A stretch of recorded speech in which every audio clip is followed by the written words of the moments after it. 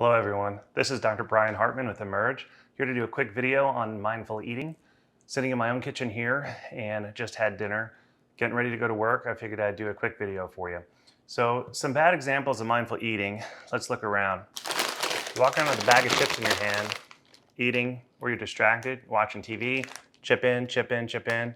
You have no idea what your serving size is because you're not keeping count. Do you even know what a serving size of these chips are? I didn't.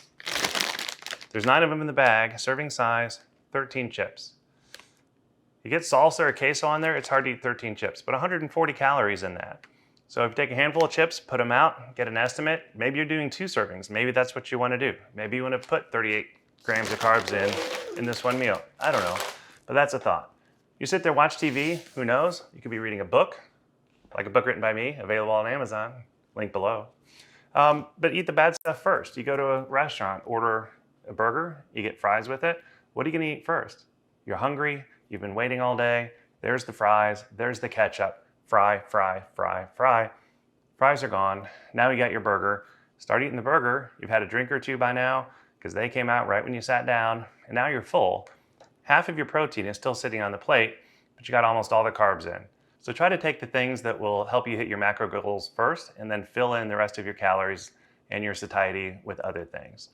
So what are some good examples? Here it is. So our phones are always with us. Use an app. Go out and get MyFitnessPal, Fujicate, other kinds of things, but track what you're putting in. You don't need to track everything, but you need to track some things. Not every day, but some days. If you have an idea of kind of the same things that you eat, then you'll get an idea where you're at with your macros and be able to adjust on the fly without being hyper-focused on this.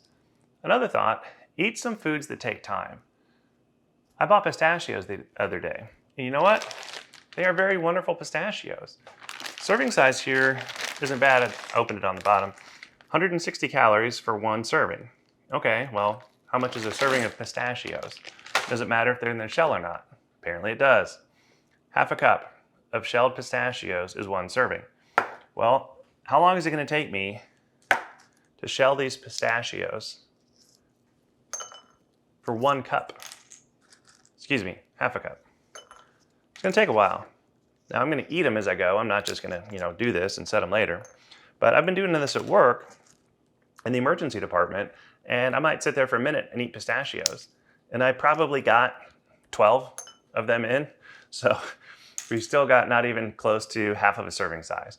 So eat things that take a while to eat. How long would it take you to go through a bag of Cheetos if they were individually wrapped? You get my point? If it goes quick, you're gonna go probably past how much you should have. Another thought, get a kitchen scale. These are available on Amazon. Fairly cheap, accurate, and they're easy to use. Most of them are waterproof, you can get them dirty, but say a recipe calls for 4 ounces of chicken.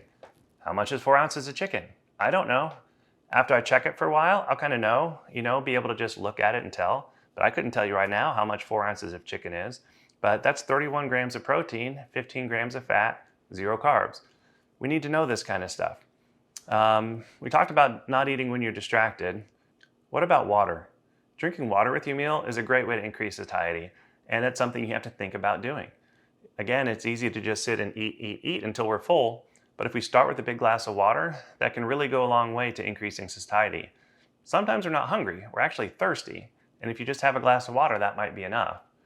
But a little side note about GLP medications and nausea, this kind of proves the point about water. One of the most effective things you can do to help nausea with GLPs is to move your liquid intake outside of mealtime, whether 30 minutes before the meal or an hour after the meal, just to release the pressure on your stomach, and that can help nausea significantly. So these are just some easy ideas for mindful eating, and the more of these you incorporate and just think about what you're doing throughout the day, the more successful you're going to be.